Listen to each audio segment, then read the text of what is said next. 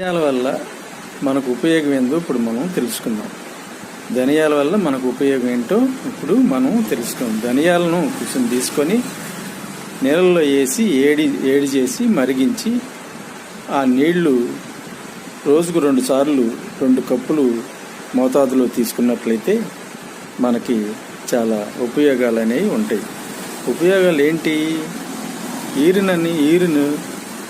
నీరుడు సాపీగా వస్తాయి, మూత్ర సమస్యలు తగ్గిపోతాయి, ఏ మూత్ర సమస్యలైనా తగ్గిపోతాయి.